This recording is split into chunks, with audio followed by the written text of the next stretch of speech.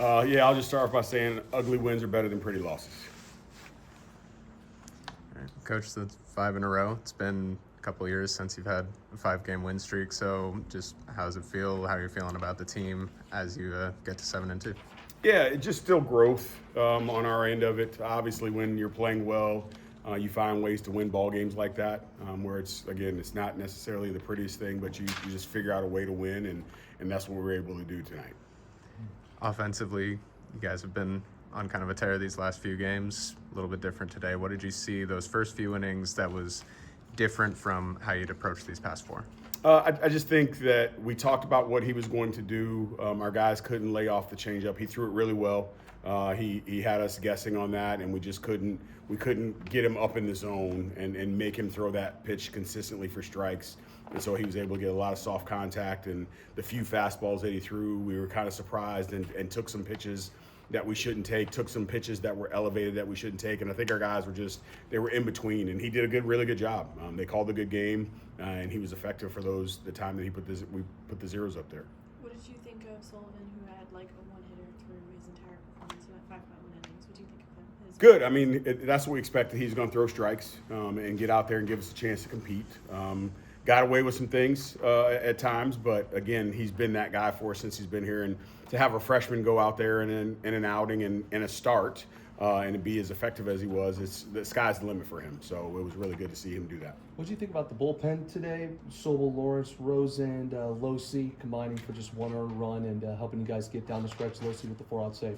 Yeah, it was good. I mean, minus Losi, you got 3 guys that are in there. They're still kind of first-year pitching guys, right? And so continue to get those guys out there and get them comfortable. Sam's had a couple outings now, so he's kind of getting his feet wet. That's Trey Lawrence's second outing, so again, really, really good arm. But, the nerves are still working for him a little bit. But I mean, you got a guy that throws up to 97 miles an hour. So. And then on top of that, back to Luke, what gave you the confidence to start him the first time in his collegiate career? Again, he's a guy that throws multiple pitches for strikes. He's been doing that since he came in the fall. And so having a situation where you got that double midweek, you know that he's going to go out there and throw you strikes. You don't know what it's going to look like because he is a freshman. So what's going to happen is he going to get nervous, and he didn't. And he just steady Eddie. And so he was the right guy to roll out in that situation. Starting pitching as a whole has been pretty consistently successful these past couple of weeks. What have you seen from that group in total that you've liked so far? Throwing strikes, relentless, and being able to throw multiple pitches for strikes. In this league and at this level, you have to be able to throw your breaking balls or off-speed pitches in fastball counts. And we've demonstrated that we're able to do that, get ahead with some off-speed pitches, and then be able to pitch the fastball to both sides of the plate. So those guys being able to do that has been huge.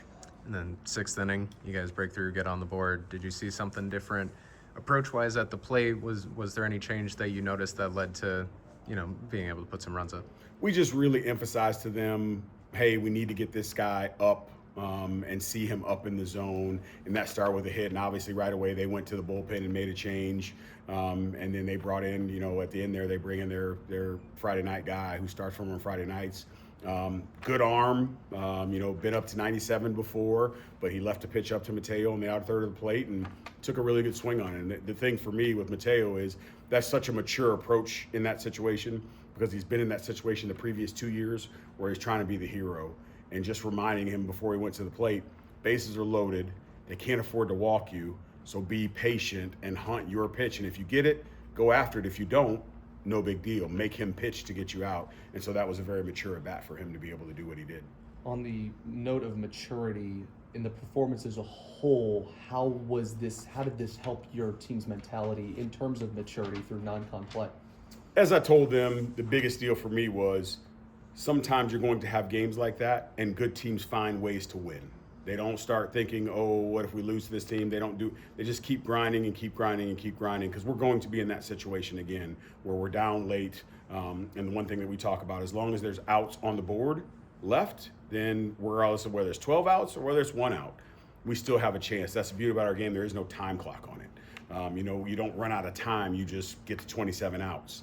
And so if you still have an opportunity to scratch runs across while we still have outs to get, then that puts us in a position where we have a chance to win any game we're in. How important was Isaiah Frost's hit to break the no-hitter and get you guys into scoring position later in the inning? I mean, it was huge, right? Because that forced them to go to the bullpen.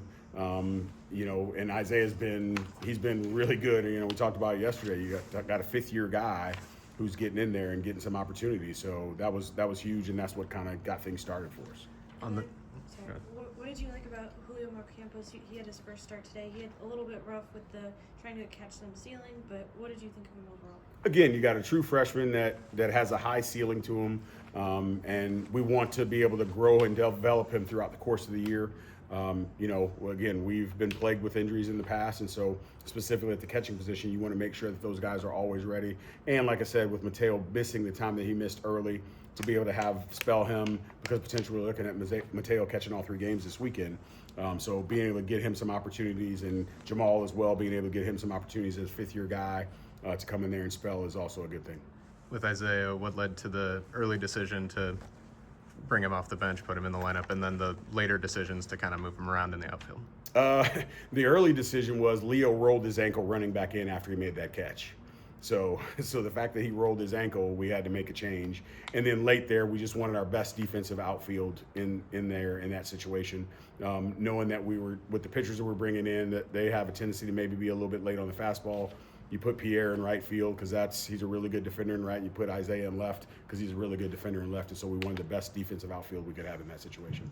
And at this point, are you kind of eyeing Losi as a pretty regular closing option for you? I think so. You got, again, a guy that's a 6-year guy that's been through it, been through all the different phases of being a starter and being a middle reliever and now being a back-end guy, and the game shouldn't speed up on him. But again, the advantage that we have is we have some other guys in the back end there that have different stuff, so we can play matchups, we can do a bunch of different things, but he'll definitely be a guy that we're using at the back end. Thanks, Coach. Appreciate y'all, MIZ. Thanks, Coach.